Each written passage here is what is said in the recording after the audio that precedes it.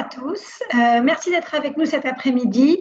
Je suis Sophie Bourlange, directrice de la communication actionnaire du groupe AXA. Je suis entourée de Christian Munich de L'Oréal et Bertrand de Ronchen pour Orange. Et je crois pouvoir dire en leur nom et en mien que nous sommes tous les trois très heureux d'être avec vous cet après-midi. Bonjour, très content d'être parmi vous avec mes partenaires d'AXA et d'Orange. Le thème aujourd'hui est « Investir pour demain, quel sens donnes-tu à tes actions ?» Et à mon tour, maintenant de vous saluer, Bertrand de Ronchen, directeur des relations actionnaires d'Orange. Donc, comment ça va se passer concrètement ? C'est donc, nous aurons des interventions de nos trois entreprises sur le thème de la digitalisation, sur le thème de la raison d'être et une conclusion actuelle sur ce que la crise a enseigné à nos trois groupes. Après, nous aurons une séance d'échange avec vous, de questions et de réponses, et nous aurons le rappel du challenge étudiant auquel certaines écoles ont participé, avec la remise du prix pour l'école qui aura retenu toute notre attention.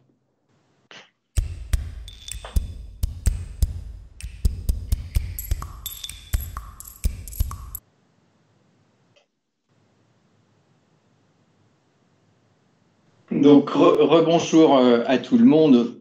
Donc, quelle est notre analyse sur le contexte actuel ? Vous avez vu que les marchés d'actions se sont bien comportés ces derniers jours et ont rattrapé une partie de leur retard, et notamment en raison des bonnes nouvelles qui ont été annoncées avec une arrivée potentielle de vaccins. Ça montre une chose, c'est que l'investissement en actions, c'est un investissement à long terme. Pour L'Oréal, on ne commente pas d'habitude nos cours de bourse, parce que ce n'est pas nous qui faisons nos cours de bourse. En revanche, on fait nos résultats financiers et extra-financiers. Cela dit, l'action est proche de ses plus hauts historiques et le cours de L'Oréal a bénéficié bien sûr du contexte de rattrapage, mais aussi et surtout d'avoir pu préserver sa rentabilité dans ces moments compliqués. Donc, au-delà de ce petit point ponctuel, quelle est l'importance du rôle joué par les entreprises dans cette crise vis-à-vis de leurs parties prenantes et le rôle sociétal des entreprises ? Dès le départ de cette crise, L'Oréal a immédiatement déterminé ses trois priorités. Première priorité, protéger ses salariés. Immédiatement mise en place de mesures d'hygiène et de sécurité drastiques, aucun licenciement et garantie de 100% du salaire fixe. Deuxième priorité, supporter le personnel soignant. 15 millions de gels et de crèmes mains ont été distribués dans plus de 40 pays. Troisième priorité, aider nos partenaires. Ainsi, nous avons gelé les créances de 100 000 de nos petits clients, petits coiffeurs et petites parfumeries. On les a aussi aidés à rentrer dans le monde du digital et on a raccourci à l'inverse nos délais de paiement envers nos petits fournisseurs. Donc, le but pour nous, c'était vraiment de soutenir tout notre écosystème. De plus, L'Oréal a annoncé un nouveau programme de solidarité sociale et environnementale intitulé L'Oréal pour le futur et qui regroupe nos engagements pour 2030. Parallèlement, nous avons créé un fonds de dotation philanthropique de 50 millions d'euros destiné à soutenir les femmes en situation de grande vulnérabilité et aussi un fonds d'impact investing, comme on dit, de 100 millions d'euros destinés à la régénération des écosystèmes naturels et à la lutte contre le changement climatique. Et enfin, le but pour nous était aussi d'accompagner nos partenaires au moment de la reprise. L'Oréal a ainsi tout mis en œuvre dès le mois de juin pour stimuler la demande et réenclencher tous les moteurs de croissance. Tous les lancements prévus ont été réalisés. Les investissements médias ont été renforcés. Et des plans qu'on a appelés Back to Beauty ont été partout mis en œuvre avec nos partenaires clients pour aider à relancer tout le business de la beauté, que ce soit dans les magasins ou en e-commerce. Donc, vous pouvez voir et mesurer le rôle global de l'entreprise, économique certes, mais aussi sociétal. C'est aussi ce qu'AXA va vous montrer maintenant. Oui, alors comme L'Oréal et je pense comme beaucoup d'entreprises, nous avons également comme première réaction à la crise la protection de nos collaborateurs et de nos agents et l'action pour leur donner les moyens d'accompagner nos clients même à distance. Alors évidemment, ça s'est fait par des nouvelles méthodes de travail, comme le télétravail pour tous, mais également par des nouvelles méthodes, des nouveaux services offerts à nos clients, et notamment, l'exemple le plus marquant de la crise, c'est la téléconsultation médicale. Protéger nos collaborateurs, c'est également aussi, comme pour L'Oréal, protéger leur emploi avec, pour AXA, aucun recours au chômage partiel, aucun report de charges sociales et fiscales et aucune sollicitation d'aide de l'État. Donc, une responsabilité de l'entreprise qui s'exerce d'abord pour ses collaborateurs, mais qui s'exerce quasiment simultanément auprès de ses clients. Et pour AXA, pour un assureur comme AXA, c'est à la fois le respect de nos engagements contractuels dans une période où il y a une explosion de certains types de sinistres, notamment les indemnisations en santé et en arrêt maladie, les assurances annulation d'événements. Pour un groupe comme AXA, l'assurance annulation d'événements en 2020, c'est 500 millions d'euros de sinistres remboursés. Donc, le respect de nos engagements contractuels et au-delà de ces engagements contractuels, des actions de solidarité avec l'extension des couvertures que nous offrons à nos clients, le maintien des garanties même en cas de retard de paiement et un groupe comme AXA qui a été l'un des premiers contributeurs au fonds de solidarité de l'État. Au total, c'est à la fois le paiement des sinistres et ces actions de solidarité, c'est un impact sur le résultat d'AXA en 2020 d'1,5 milliard d'euros. Donc quelque chose qui est significatif. Aujourd'hui, la priorité, c'est évidemment de continuer le soutien aux entreprises, mais également et aux particuliers, mais également d'enclencher la mobilisation pour la relance, avec à la fois le soutien à la recherche, dont on voit que c'est la recherche qui nous donnera la lumière au bout du tunnel, et les investissements dans des ETI et des PME pour leur permettre de passer le cap. Et pour ça, on a débloqué un fonds de 500 millions d'euros. Donc, une responsabilité vis-à-vis des collaborateurs, vis-à-vis des clients, évidemment vis-à-vis des actionnaires, avec tout d'abord la garantie de continuer à s'inscrire dans une vision de long terme, de ne pas sacrifier l'avenir au présent, de donner du sens à nos actions, mais également une rigueur dans la gestion et dans le maintien de la gestion de notre bilan et le maintien de notre solvabilité, et une politique responsable, malgré des pressions diverses et variées, en matière de distribution de dividendes. Au global, sur l'année, pour terminer, comme Christian a commencé sur un tout petit point d'analyse du cours, au global, sur l'année, on est assez content de voir une reprise forte du cours d'AXA, qui avait beaucoup souffert dans la crise. Cette reprise, elle a commencé avec la publication de nos indicateurs d'activité de 9 mois qui montraient, malgré la crise, une bonne dynamique commerciale. Et puis, évidemment, elle a été derrière nourrie par la reprise générale des marchés avec les annonces liées au vaccin. Donc, vous voyez des entreprises qui sont à la fois concentrées sur leur métier et également qui vont plus loin avec un engagement de solidarité et un engagement sociétal important. Alors, après cette introduction, je vous propose maintenant que nous regardions ensemble l'une des 3 vidéos finalistes du challenge vidéo que nous vous avions lancé sur le thème « Pourquoi acheter des actions ?»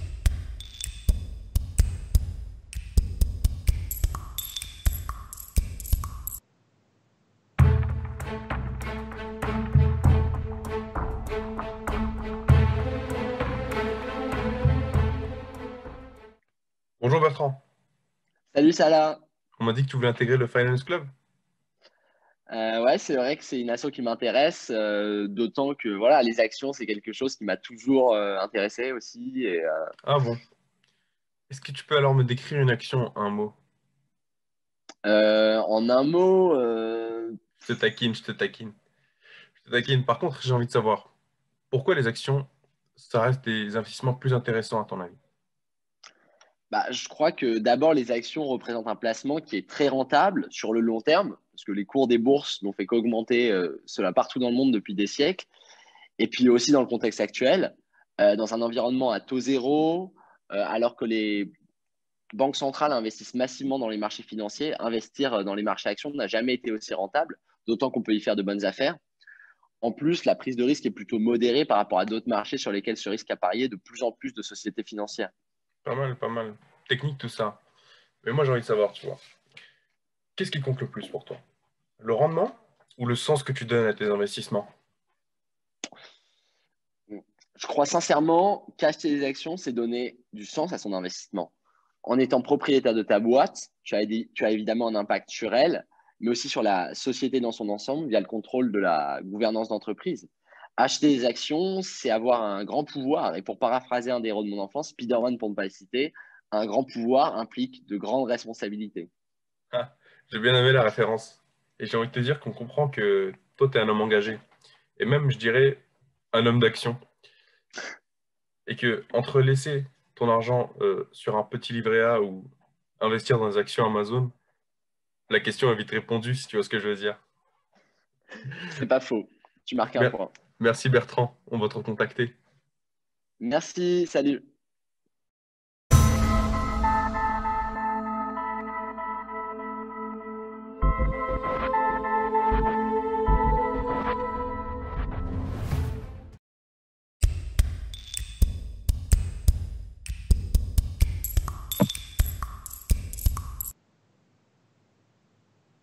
Alors, je ne sais pas si je vais vivre heureux ainsi qu'il est dit dans la vidéo, mais en tout cas, je vais essayer et je vais déjà essayer de répondre à cette question. Effectivement, assiste-t-on à une explosion du digital? Ce que l'on peut dire, c'est que la transformation digitale des entreprises, elle ne date pas d'aujourd'hui, bien évidemment, mais que la crise du Covid l'a accélérée. Les derniers chiffres que nous avons chez Orange indiquent clairement pour la France un accroissement global des usages de nos clients, avec un trafic Internet qui a augmenté de 20% sur les 9 premiers mois de l'année, et un trafic data mobile, un trafic de données, l'Internet sur votre mobile, qui a progressé de plus de 30%. C'est bien évidemment lié au confinement. C'est une évidence avec le développement du télétravail, le développement des activités digitales de nos clients entreprises qu'elles soient grandes, petites ou TPE, donc toute la gamme des entreprises en France. C'est le développement, et là du côté des particuliers, le développement des jeux en ligne et des plateformes de streaming vidéo. Le e-commerce, quant à lui, a connu une progression de 5% en 2020 en France. C'est avec une forte progression des biens de consommation qui est venue plus que compenser la forte diminution que l'on a pu rencontrer, par exemple, moins 30% dans le secteur du tourisme.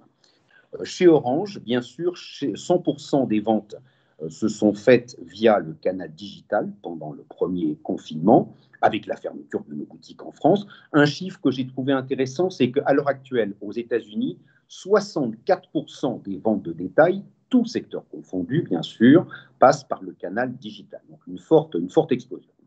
Pour ce qui est d'Orange, Orange a tenu le coup. Nous avons fait preuve de résilience, que ce soit en termes financiers, mais également, et c'était une question au début du confinement, en matière de réseau, nos réseaux ont tenu le coup et nous avons déployé d'ailleurs toute une action pour accompagner les entreprises dans des développements de e-commerce pour des solutions digitales. C'est par exemple le click and collect que maintenant tout le monde connaît. Nous avons accompagné les entreprises ou des solutions de cybersécurité.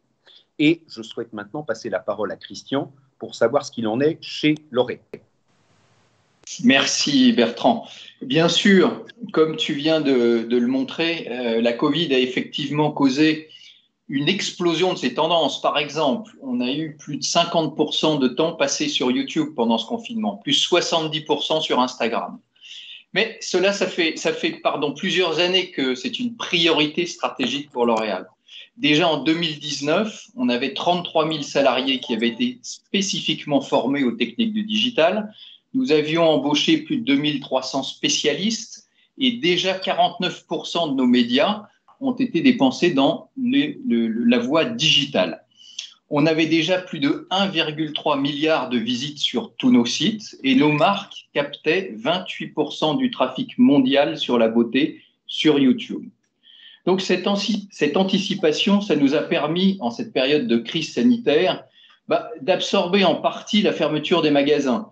Le e-commerce, ça représente maintenant 25% de notre chiffre d'affaires, avec une croissance de 65% en 2020, soit 1,8 fois plus vite que le marché. Ça représente maintenant 3,3 milliards d'euros. Et ainsi, grâce à ça, le chiffre d'affaires est de nouveau en croissance au troisième trimestre chez L'Oréal. Ça nous a permis aussi d'assurer la visibilité de nos marques via le digital. C'est extrêmement important pour nous. Et au-delà de tout, ça nous a permis de maintenir et de développer la connexion avec nos consommateurs, notamment grâce à Modiface, qui est une société que nous avons achetée il y a 2 ans, qui est leader dans les domaines de réalité augmentée et d'intelligence artificielle appliquée à la beauté, avec par exemple des essais virtuels. Vous pouvez sur votre smartphone essayer une nouvelle couleur de cheveux, essayer une nouvelle couleur de maquillage. Vous pouvez aussi avoir des diagnostics de peau. C'est très utile pour toutes nos marques qui sont distribuées en pharmacie. Donc oui, il y a eu une explosion du digital à laquelle nous étions préparés et d'ailleurs, ça nous a aidé à gagner des parts de marché. Et ce qui nous amène à la question suivante sur le digital.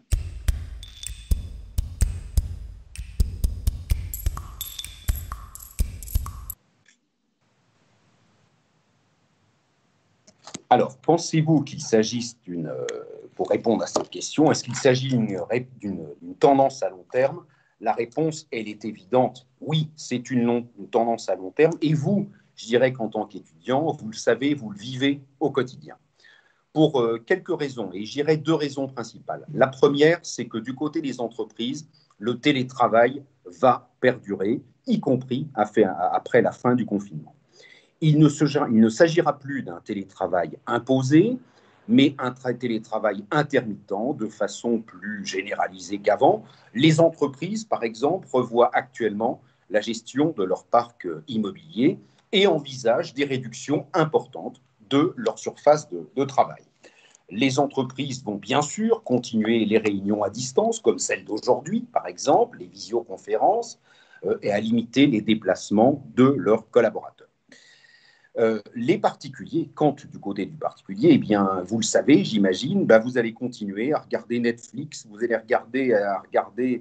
continuer à regarder Disney+, par exemple, ou d'autres chaînes. Tout cela est très gourmand en réseau. Donc, la digitalisation est vraiment une tendance à long terme. Deuxième point que je mentionnais également, et là, on est beaucoup plus du côté des particuliers, sur le marché du B2C, nous avons maintenant des nouvelles habitudes de consommation digitale comme le e-commerce dont je parlais et dont Christian parlait précédemment. Bien sûr, elles vont également perdurer. C'est pourquoi nous, chez Orange, nous continuons à investir massivement dans nos réseaux. C'est à peu près 5 milliards d'euros par an que nous investissons spécifiquement dans nos réseaux, comme par exemple avec la fibre, la 5G, dont on parle beaucoup, qui est lancée en ce moment, ou la cybersécurité. Qu'en est-il du côté de L'Oréal?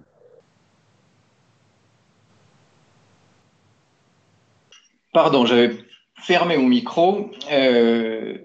Oui, bien sûr, c'est une tendance à long terme, Bertrand, comme tu viens de le dire.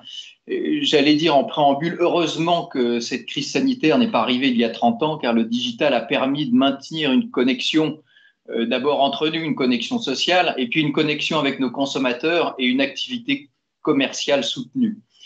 Donc, malgré cette crise, c'est pour nous une formidable opportunité de partager notre vision de la beauté, diversifiée, accessible à tous et adaptée à tous les besoins et aspirations du monde entier, tout ça grâce au digital.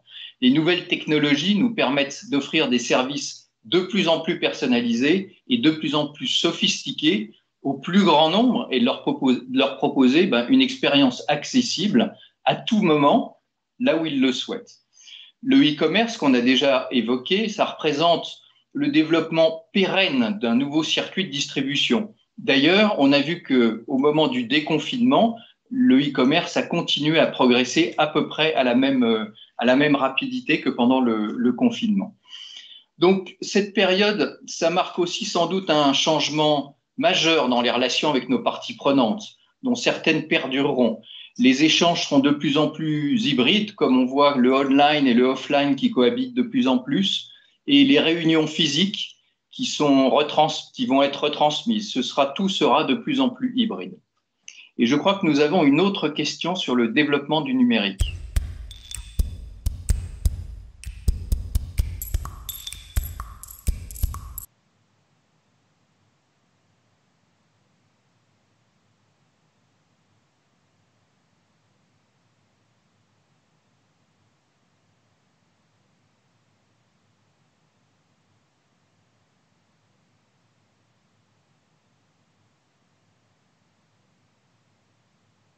Donc voilà, avec le micro, c'est encore mieux. Merci. Donc, c'est le premier préalable pour répondre à cette question. Orange a positionné la préservation de l'environnement au cœur de ses priorités. Et d'ailleurs, il est inscrit dans son plan stratégique, notre nouveau plan Engage 2025. Le numérique utilise beaucoup d'énergie, notamment d'électricité.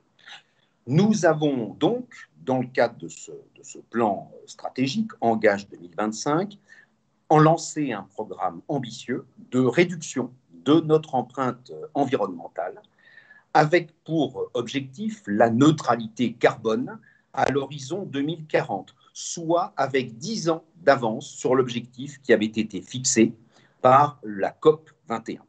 On a mis en place des programmes ambitieux pour ce faire. C'est le programme Green ITN, c'est surtout des réseaux moins consommateurs d'énergie, des data centers également, là où sont collectées toutes nos données pour repartir après dans notre réseau, qui étaient très consommateurs d'énergie. Nous avons fait tout un travail. La conception des antennes 5G, par exemple, est beaucoup plus économe en énergie que ne pouvaient l'être les antennes 4G. Et nous avons, c'est une deuxième partie également, je pourrais vous en citer d'autres, mais une deuxième partie importante, lancé des programmes encourageant l'économie circulaire. Il faut savoir que l'année dernière, dernier chiffre officiel, 82% de nos déchets électriques ont été valorisés, ou que toujours pour l'année dernière, 16,3% des mobiles vendus directement par Orange ont été collectés pour être valorisés. Dans un mobile, vous y trouvez de l'or, du lithium pour la batterie, du plomb, du mercure, etc. Et je pense qu'il est maintenant, pour moi, de lancer la deuxième vidéo dans le cadre du vidéo challenge.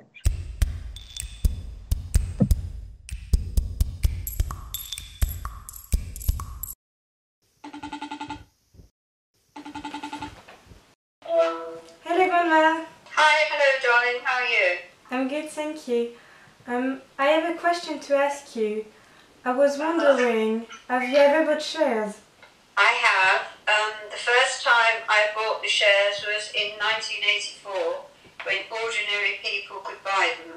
First company in England to privatise was British Telecom, and after seeing their advert, I decided to buy 80 shares at £1.30 each from the British Telecom outlet. At the end of the first year, I received a dividend, and after 3 years, I sold the shares. Okay, that's great information. Thank you very much. Thank you, darling. Bye-bye. Bye-bye, Mama. See you. Je vais vous donner 5 raisons d'acheter des actions. Premièrement, pour le principe de spéculation, technique qui utilise entre autres des effets d'annonce ou de choc conjoncturel pour faire des plus-values importantes. On peut prendre pour exemple l'action Airbus, dont le cours flambe de 17% suite à l'annonce d'avancement du vaccin contre la Covid-19 de Pfizer et BioNTech. Mais également pour le buy and hold, qui est une stratégie d'investissement passive à long terme qui permet de toucher des revenus de manière durable et relativement sécurisée. On pourrait aussi acquérir des actions pour leur fiscalité avantageuse, dans le contexte par exemple du plan épargne en actions. Par ailleurs, particulièrement aujourd'hui, la dématérialisation facilite l'acquisition d'actions qu'on peut désormais acquérir très facilement sur son smartphone. Enfin, acheter des actions, c'est choisir de financer une entreprise en particulier, de la soutenir, d'orienter l'activité économique dans la sphère réelle.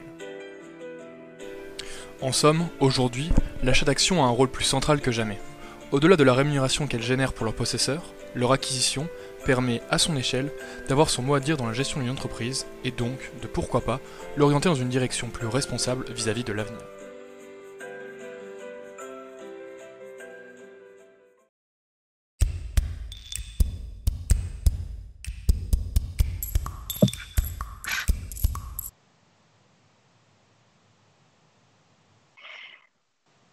Alors, j'ai plus le son moi, mais alors, peut-être avant de se demander comment la raison d'être a vu le jour dans nos entreprises, il faut peut-être d'abord se demander pourquoi avons-nous décidé de pratiquer cet exercice d'élaboration d'une raison d'être. Alors, pour AXA, je peux répondre pour AXA, le dernier plan stratégique a été l'occasion de nombreuses décisions marquantes, d'une transformation accélérée du groupe avec à la fois une simplification de l'organisation géographique, une transformation du profil de risque, une acquisition majeure qui a fait d'AXA le leader mondial de l'assurance dommage entreprise. Donc, énormément de transformations à vitesse grand V.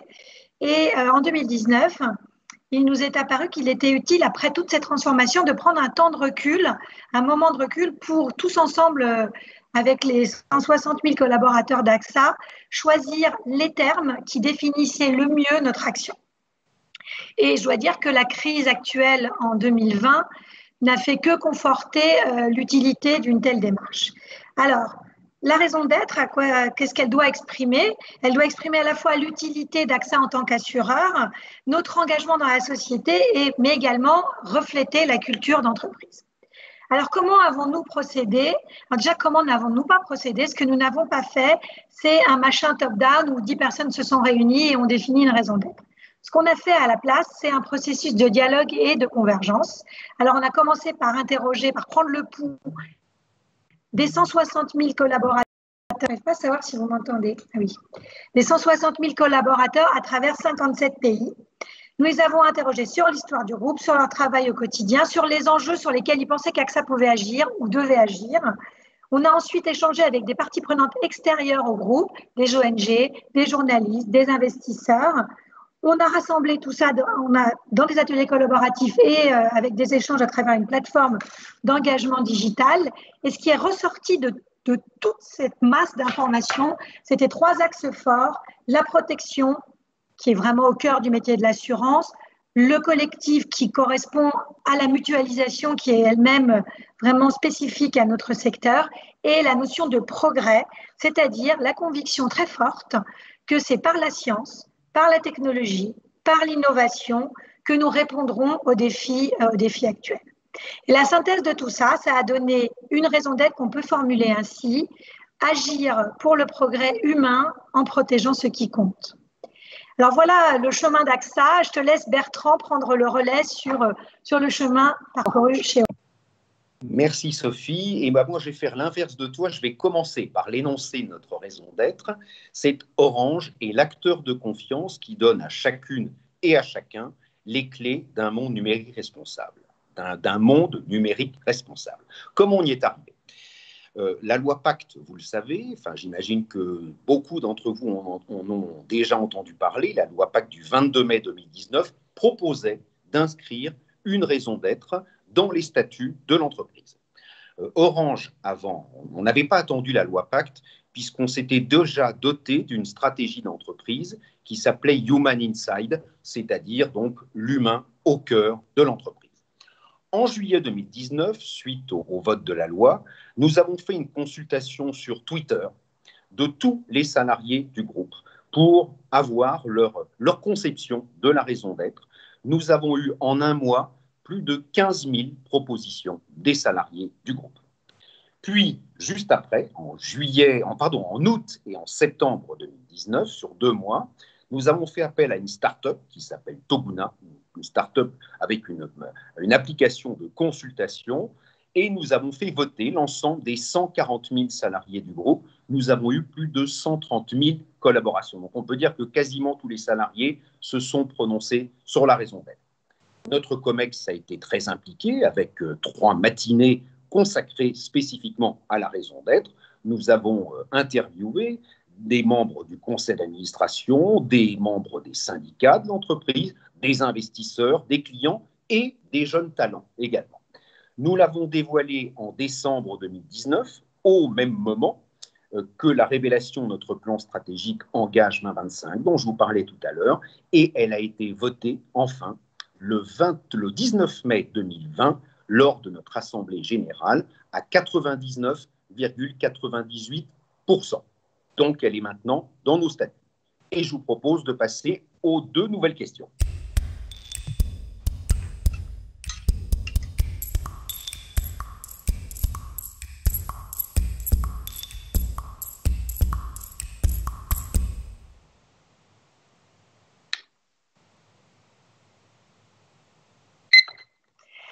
Alors, dans les années à venir, la raison d'être, notre raison d'être a vocation à être en fait une sorte de trait d'union entre racines et ambition, valeurs et actions, et entre les différentes cultures des collaborateurs d'un groupe international comme le nôtre à travers le monde. Alors, notre raison d'être, elle s'appuie sur protéger ce qui compte, c'est-à-dire accompagner nos clients sur les besoins essentiels. et notamment la santé, la sécurité, donc vraiment les fondamentaux sur lesquels on veut accélérer. C'est également, protéger ce qui compte, c'est également contribuer à relever les grands défis sociétaux globaux. Et là, j'en citerai deux qui nous tiennent particulièrement à cœur, même s'il y en a d'autres qui nous tiennent aussi à cœur, qui sont la lutte contre le réchauffement climatique et l'accès à la santé pour tous. Concrètement, la raison d'être, elle va venir nourrir la réflexion stratégique d'un groupe comme AXA. Nous allons très prochainement présenter notre nouveau plan stratégique. Il faut voir que chaque axe de ce nouveau plan stratégique est totalement interconnecté avec les éléments de la raison d'être. À chaque instant, on s'est posé la question dans chaque décision du plan de comment ça appliquait la raison d'être. C'est une interconnexion qui représente un vrai engagement puisque ça nécessite d'intégrer les trois grands éléments de la raison d'être à tous les niveaux de l'organisation, dans la compréhension et l'analyse des risques, dans la définition des produits, dans la mise en place des services, dans la conception même de nos investissements et également dans l'innovation, les partenariats qu'on peut mener avec des instituts de recherche, des ONG, etc. Et également de manière plus soft à travers toute la culture soft de l'entreprise.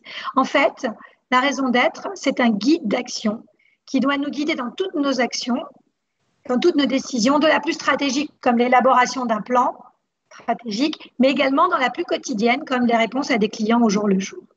C'est vraiment comme ça qu'il faut la concevoir et comme ça qu'on compte l'utiliser de manière finalement assez concrète. Bertrand, je te laisse compléter la réponse à la question.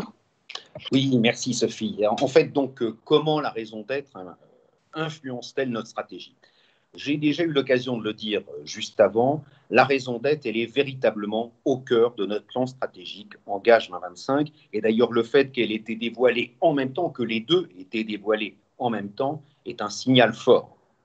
Dans nos stratégies, nous avons des engagements et nous avons des piliers de cette stratégie. Déjà, si l'on regarde du côté de l'engagement, l'engagement, c'est notre engagement principal, c'est s'engager durablement pour l'égalité numérique et la préservation de la planète également. Si on regarde s'engager durablement pour l'égalité numérique, là, on fait appel à ce que l'on appelle l'inclusion numérique. Justement, pour lutter contre l'exclusion numérique, toutes les personnes qui n'ont pas accès à Internet, aujourd'hui, ça peut être considéré comme un handicap. Et là, si je prends deux membres de phrase de notre raison d'être, c'est donner à chacune et à chacun, là on est totalement dans l'inclusion. Et je parlais de la planète, de la protection de la planète, l'environnement, c'est d'un monde numérique responsable. On le sait, la responsabilité, c'est aussi et surtout peut-être en ce moment une responsabilité par rapport à l'environnement. Je parlais d'engagement, je parlais de piliers au sein de notre stratégie. Elle irrigue cette raison d'être chacun des piliers de notre stratégie. J'en citerai deux parce qu'ils sont évidents. C'est d'abord, un, réinventer notre métier d'opérateur et deux, construire ensemble l'entreprise de demain. Cela dit, notre plan stratégique constitue un premier engagement et je vous propose maintenant de répondre à la deuxième question. Il s'agit de savoir comment mettre en musique, comment avons-nous mis en musique notre raison d'être au quotidien dans l'activité du groupe. Alors, une nouvelle concertation d'abord, parce que tout se fait chez nous en concertation avec l'ensemble des salariés, ou en tout cas le public le plus large. Une consultation a été lancée, elle a pris fin au 31 octobre dernier. Il s'agit maintenant de passer de la raison d'être à la raison d'agir. C'est une nouvelle étape pour notre raison d'être, pour l'ancrer pleinement dans notre quotidien, avec notre engagement pour un numérique plus responsable et plus humain.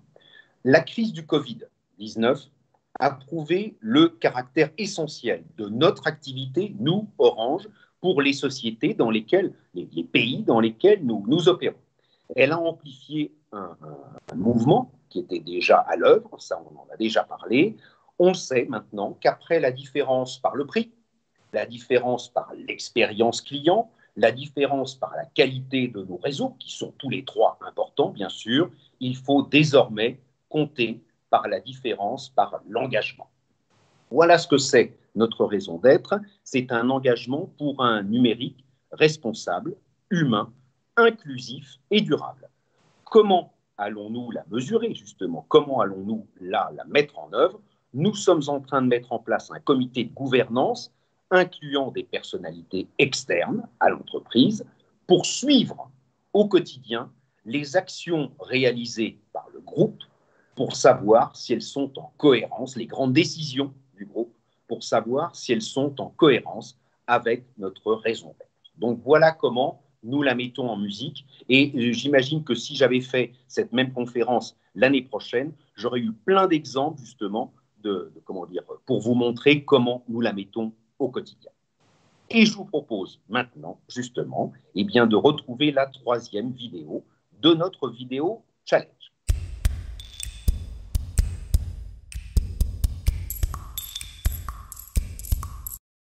Pandémie, crise, récession. Ces mots par lesquels nous sommes bercés au quotidien finissent par nous monter à la tête et créent un sentiment d'insécurité. Comment vais-je survivre, vous demandez-vous? Entre le livret à rendement trop faible, les obligations à taux négatif et l'immobilier incertain, difficile de savoir où placer son argent. Mais chez Easy Trading, nous avons trouvé la solution. Et cela ne demande qu'un très faible investissement. Retournons en 2001. Vous avez 1 000 € en poche et 2 choix possibles pour les investir. Les déposer sur votre compte courant ou les investir en actions. Dans le premier cas, l'inflation cumulée qui aura été de 31% sur cette période vous fera perdre plus de 300 € de pouvoir d'achat. Dans le deuxième cas, prenez un indice majeur tel que le S&P 500. Pour la même période, votre capital aura été multiplié par plus de 2,5 à raison d'une augmentation de 171% et d'un gain supérieur à 1 500 €. Investir, c'est bâtir.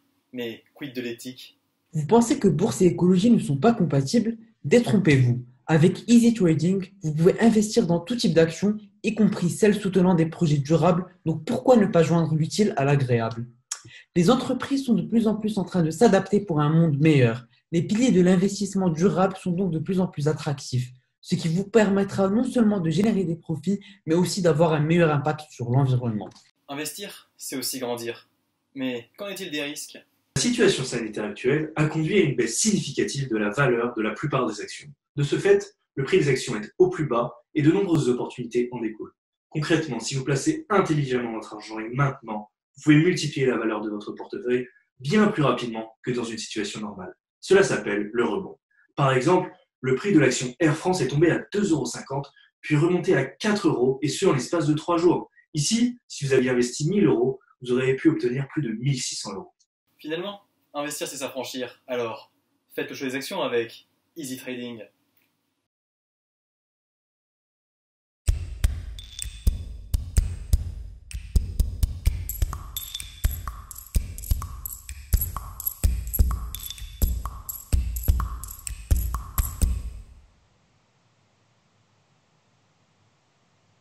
Alors, je crois qu'il faut bien comprendre qu'on est dans une triple crise, c'est-à-dire à la fois une crise sanitaire, inédite, exceptionnelle, mondiale. Il n'y a aucun superlatif pour exprimer à plein ce qu'on a tous ressenti face à cette crise sanitaire qui a déclenché des mesures elles-mêmes jamais vues. Une crise économique également, dont on n'a hélas pas encore complètement vu la totalité des conséquences.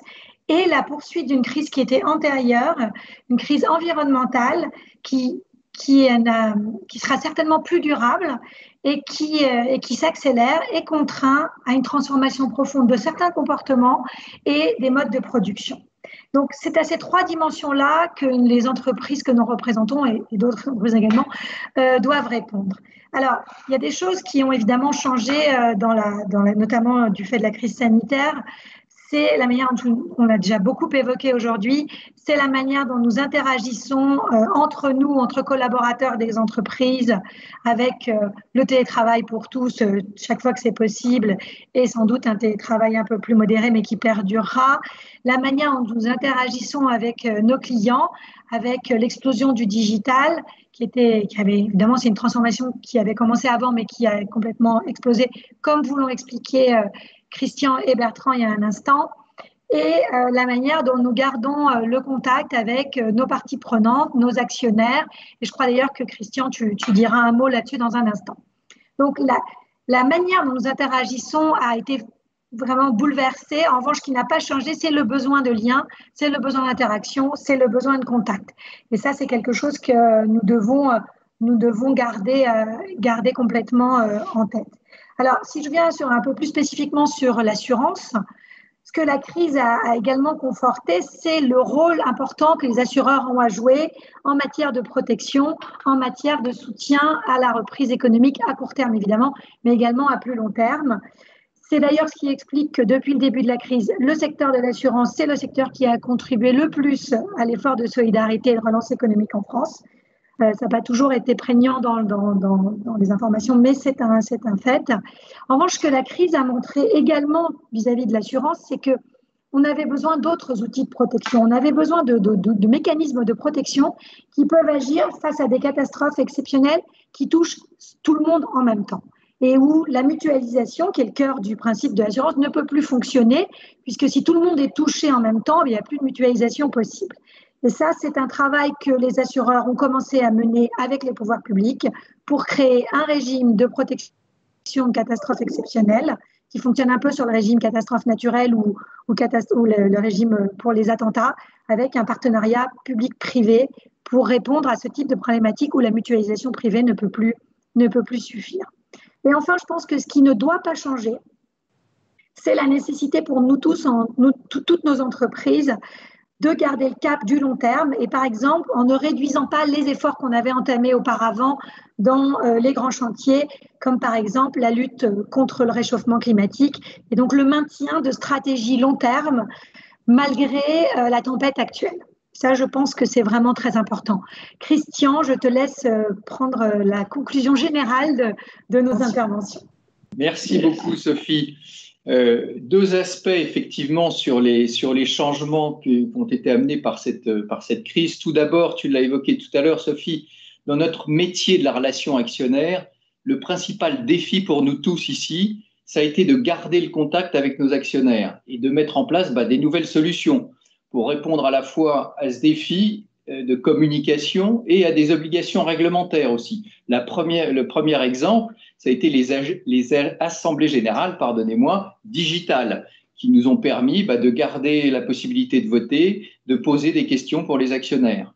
Vous avez d'autres exemples. L'année dernière, il y avait des salons qui étaient faits pour les investisseurs, comme par exemple Investir Day. Cette année, c'est en cours en ce moment. Il y a les e-salons, les lundis d'Investir Day, auxquels nous participons par exemple avec AXA. À venir, vous aurez Live Invest. Et enfin, des conférences d'actionnaires qui sont maintenant digitales, que nous organisons tous en ce moment. Donc, le second enjeu aussi pour nous tous, c'était de profiter de cette période pour mesurer les attentes de nos actionnaires, les actuels et les prospects, et d'essayer de construire des nouveaux dispositifs, comme je viens de le dire. Alors, on a lancé avec d'autres partenaires une enquête d'actionnariat individuelle à fin 2020 pour essayer de comprendre les attentes. Et on lance aussi des nouveaux outils de communication, que ce soit des diffusions via les réseaux sociaux ou bien des MOOC. Donc, pour le groupe L'Oréal, d'une manière plus générale et plus globale, j'ai déjà abordé avec vous les grands changements, que ce soit dans nos relations avec nos parties prenantes, nos fournisseurs ou nos clients, que ce soit des nouveaux circuits de distribution qui sont en train d'émerger. Mais au-delà de tout ça, et au-delà de ces changements, cette crise a aussi validé et renforcé nos convictions et nos choix stratégiques. Et ça, c'est extrêmement important. Ça a conforté dans nos valeurs humaines et notre éthique, notre sens à apporter à tout ce que nous faisons. La force de L'Oréal, ce sont ces femmes et ces hommes. Et si leur protection a été la priorité numéro 1, comme je vous le disais tout à l'heure, leur engagement personnel durant le confinement a été absolument remarquable. La protection de notre écosystème, clients et fournisseurs, a montré à la sortie du premier confinement une fidélité encore renforcée. Quant à nos choix stratégiques, ils sont confirmés, consolidés. La stabilité de notre business model est vraiment une force, c'est-à-dire qu'on ne change pas de business model, on n'a pas à l'adapter, il est résistant. En effet, toute la beauté, pour tous, permet de compenser les faiblesses conjoncturelles dans certains de nos métiers. Par exemple, le soin de la peau qui marche très bien en ce moment, compense un peu le maquillage qui, forcément, avec un masque, marche moins bien en ce moment. Ou alors, l'Asie qui est repartie très vite compense l'Europe ou les États-Unis. Notre priorité au digital nous a permis de partiellement compenser la fermeture des magasins. Et ça nous a permis, comme j'ai déjà évoqué, de renforcer nos liens avec nos consommateurs et nos clients. Donc, nos valeurs ne changent pas. C'est ce qui fait la force du groupe et ceci notamment grâce à la stabilité de notre actionnariat. Ça a déjà été évoqué par mes camarades, mais c'est ce qui nous permet d'agir à long terme. En conclusion, le groupe L'Oréal a montré qu'il était capable de s'adapter face à la crise en développant des nouveaux canaux de distribution, qu'il était capable de faire preuve d'une grande résilience pour résister à la crise en s'appuyant sur son portefeuille puissant de marques, sur sa solidité financière, mais aussi sur ses valeurs. Et les valeurs, elles ne sont pas conjoncturelles. Donc, restez encore bien connectés. Nous avons fini les présentations, mais je crois que c'est le moment du résultat du challenge vidéo et je passe la parole à Sophie.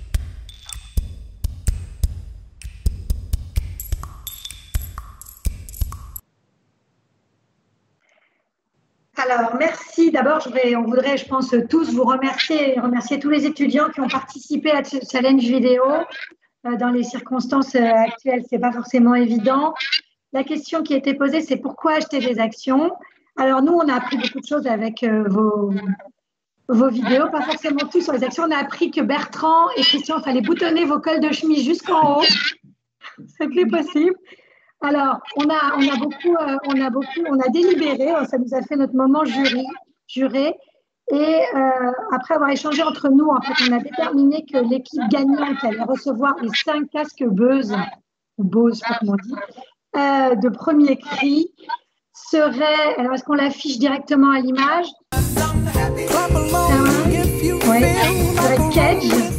Parce que, alors, ce qu'on a particulièrement apprécié dans cette vidéo, c'est à la fois l'intergénérationnalité avec la participation de la grand-mère anglaise et également l'effort de pédagogie qui est fait en deuxième partie de vidéo pour expliquer les raisons pour lesquelles il faut investir en action.